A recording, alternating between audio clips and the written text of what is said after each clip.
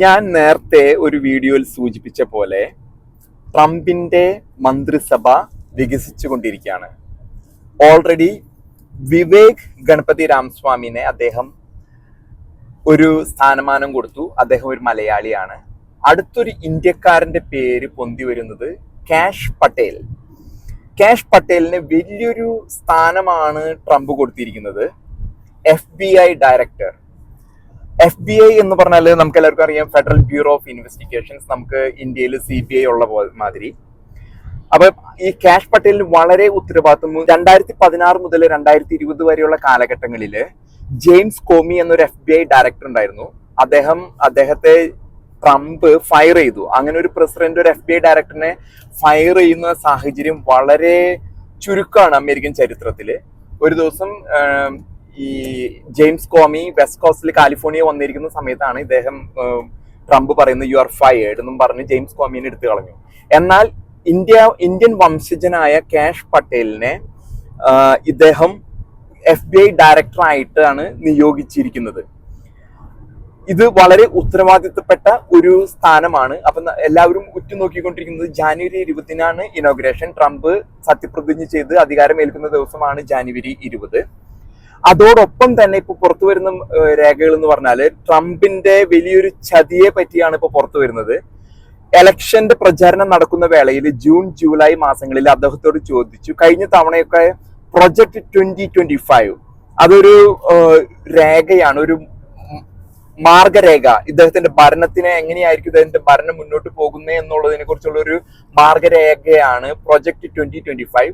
അതില് ന്യൂനപക്ഷങ്ങൾക്കെതിരായിട്ടും ഇവിടുത്തെ പല നയങ്ങളും വളരെ, പ്രത്യേകിച്ച് കറുത്ത വർഗ്ഗക്കാർക്കോ അതോ ന്യൂനപക്ഷങ്ങൾക്ക് എതിരായിട്ടുള്ള മാർഗരേഖ, അതല്ലെങ്കിൽ LGBTQ-നെതിരായിട്ടുള്ള പല തീരുമാനങ്ങളും ഈ പ്രൊജക്ട് 2025 ഉണ്ട്. എന്നാൽ എലക്ഷനെ നേരിടുന്ന സാഹചര്യത്തിൽ അദ്ദേഹം അത് നിഷേധിക്കുക. ജൂണിലും ജൂലൈയിലും അദ്ദേഹത്തോട് പത്രക്കാർ ചോദിച്ചപ്പോൾ അദ്ദേഹം പറയുകയുണ്ടായി, എനിക്കറിയില്ല അതിനെപ്പറ്റി, ഞാനിതിൽ ഇൻവോൾവഡ് അല്ല എന്നാണ്. എന്നാൽ എലക്ഷന് ശേഷം അദ്ദേഹം ഈ അവസരത്തിൽ കഴിഞ്ഞ ദിവസത്തിൽ തുറന്നു പറഞ്ഞിരിക്കുകയാണ്, ഒരു വാസ്തവമാണ് പ്രൊജക്ട് 2025. അതിന് ആസ്പദമായ കാര്യം എന്ന് പറഞ്ഞാല് റസൽ വൗഡ് എന്ന് പറഞ്ഞ വ്യക്തിനെയാണ് അദ്ദേഹം ഈ വക തീരുമാനങ്ങൾക്ക് വേണ്ടി എടുത്തിരിക്കുന്നത്. ഒപ്പം തന്നെ അദ്ദേഹം തെരഞ്ഞെടുക്കുന്ന ടീമില് സ്റ്റീവൻ മില്ലർ 39 വയസ്സുള്ളൂ. അദ്ദേഹത്തിനെ ആണ് ഡെപ്യൂട്ടി ചീഫ് ഓഫ് സ്റ്റാഫ് ആയിട്ട് എടുത്തിരിക്കുന്നു. ഒപ്പം തന്നെ തോമസ് ഹോമനെ ബോർഡർ സാർ എന്നാണ് പറയുന്നത്.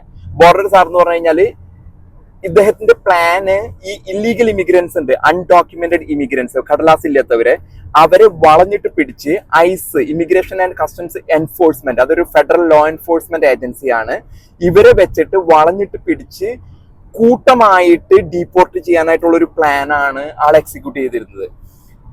അത് ഒരു പക്ഷേ അതിനുശേഷം ഇവിടെ ജോലിക്ക് വേണ്ടി ആരെയാണ് ഇദ്ദേഹം ഉപയോഗിക്കുക എന്നുള്ളത് അമേരിക്കയ്ക്ക് തന്നെ ബോധ്യമില്ല. കാരണം ഇവിടെ ഓൾറെഡി പല തൊഴിലുകൾക്കും ആൾക്കാർ, സ്കിൽഡ് ലേബേഴ്സ് ഇല്ലാത്തൊരു സാഹചര്യമാണ് അമേരിക്കയിൽ ഇന്ന് നിലനിൽക്കുന്നത്.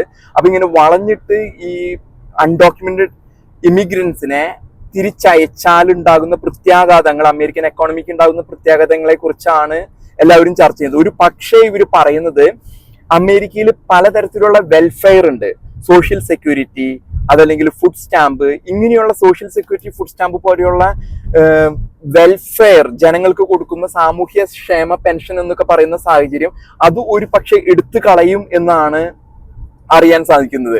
എടുത്തു കളഞ്ഞില്ലെങ്കിൽ ഒരു വലിയൊരു വിഭാഗം, 47% അമേരിക്കൻ ജനത ഈ തരത്തിലുള്ള retirement, pension, social security, disability, ഈ വക വകുപ്പുകളിൽ നിന്നും ഫണ്ടുകൾ വാങ്ങി ജീവിക്കുന്നവരുണ്ട്.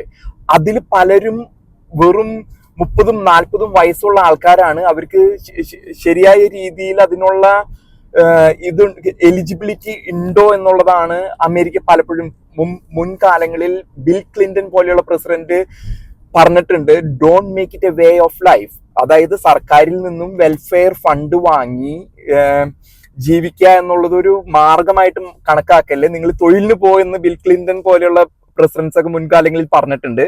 അതുപോലെ തന്നെ ട്രംപ് ഒരു പക്ഷേ ബിൽ ക്ലിന്റനെ പോലെ ആയിരിക്കില്ല. ബിൽ ക്ലിന്റൺ ഡെമോക്രാറ്റ് ആയിരുന്നു, ട്രംപ് റിപ്പബ്ലിക്കൻ ആണ്.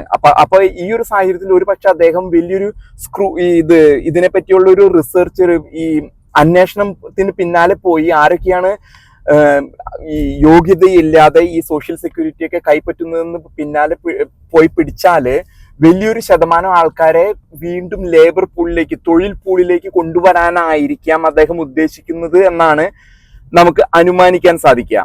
അപ്പോൾ ഇന്ന് പ്രധാനമായിട്ട് വരുന്ന പല രേഖകളും ഞാൻ ഇന്നലെ സൂചിപ്പിച്ചതുപോലെ ജസ്റ്റിൻ ട്രൂഡോ ഫ്ലോറിഡയിലെ മാറാലാഗോ അദ്ദേഹത്തിന്റെ വീട്ടിൽ വന്ന് അദ്ദേഹത്തിനെ സന്ദർശിച്ചു. കാരണം കാനഡയ്ക്കെതിരെ 25% അവരുടെ വസ്തുക്കൾക്ക് താരിഫ് നിശ്ചയിക്കുന്ന പോലെ അങ്ങനെ മാർക്ക് സക്കർബർഗ് വന്നിരുന്നു. അപ്പൊ പലതരത്തിലുള്ള തീരുമാനങ്ങളും വലിയ വലിയ തീരുമാനങ്ങളാണ് നടന്നുകൊണ്ടിരിക്കുന്നത്. ഒപ്പം തന്നെ അദ്ദേഹത്തിന് യുദ്ധങ്ങൾ ഇല്ലാതാക്കണം, അങ്ങനെയുള്ള ഇത്. പക്ഷെ ഇന്ന് വരുന്ന ഏറ്റവും പ്രധാനമുള്ള ഒരു വാർത്ത എന്ന് പറഞ്ഞാല് കാഷ് പട്ടേൽ, ഇന്ത്യക്കാർക്ക് അഭിമാനിക്കാം, കാഷ് പട്ടേലിനെ FBI ഡയറക്ടറായിട്ട് അദ്ദേഹം നിയോഗിച്ചിരിക്കുകയാണ്. ഇനിയും വരും ദിവസങ്ങളിൽ വേറെ എന്തൊക്കെയാണ് അദ്ദേഹത്തിന്റെ തീരുമാനങ്ങളെന്നുള്ളത് നമുക്ക് കണ്ടറിയണം. അപ്പൊ ഈ നേരത്തെ സൂചിപ്പിച്ച പോലെ പ്രൊജക്ട് 2025 അമേരിക്കനെ അടുത്ത ദശകത്തിലേക്കും വർഷങ്ങളിലേക്കും അമേരിക്കയുടെ ഭാവി നിർണയിക്കുന്ന രീതിയിലുള്ള ഒരു തീരുമാനമായിരിക്കും പ്രൊജക്ട് 2025. അതിൽ ഇത്ര കഠിനമായിട്ടുള്ള ഡിസ്ക്രിമിനേഷൻ, അതായത് ന്യൂനപക്ഷങ്ങൾക്കെതിരെ ഒരു പക്ഷേ ഡിസ്ക്രിമിനേഷൻ ഉണ്ടാകുവാനുള്ള സാധ്യത വളരെ കൂടുതലാണ് എന്നാണ് നമുക്ക് അറിയാൻ സാധിക്കുക. ഈ പലപ്പോഴും നമുക്ക് ഫെഡറൽ ജോബുകളിലൊക്കെ ഇങ്ങനെ ന്യൂനപക്ഷങ്ങൾ, കഴിവില്ലാത്തവരും യോഗ്യതയില്ലാത്തവരും കയറി പറ്റുന്നു, അതല്ലെങ്കിൽ അവിടെ അവരുടെ പെർഫോമൻസിനെ പറ്റിയൊക്കെ ഇതൊക്കെ ഉണ്ടായിരുന്നു. അതിനെപ്പറ്റിയും പിന്നെ ഈ ഡീപ്പോർട്ടേഷൻ പോലെയുള്ള മറ്റ് മാസ് ഡീപ്പോർട്ടേഷൻ ഇതൊക്കെ ആയിരിക്കാം ഇപ്പൊ സംഭവിക്കാൻ പോകുന്നത് എന്ന് വേണം നമുക്ക് അനുമാനിക്കാൻ. തന്നെയല്ല, ഈ അവസരത്തിൽ ഇനിയൊരു തെരഞ്ഞെടുപ്പിനെ അഭിമുഖീകരിക്കേണ്ട ആവശ്യം ട്രംപിന് ഇല്ലാത്തത് കൊണ്ട് അതിശക്തമായ നയങ്ങളായിരിക്കും ട്രംപ് എല്ലാ ആയുധങ്ങളും പുറത്തെടുക്കുമെന്ന് തന്നെയാണ് നമുക്ക് അനുമാനിക്കാൻ സാധിക്കുക.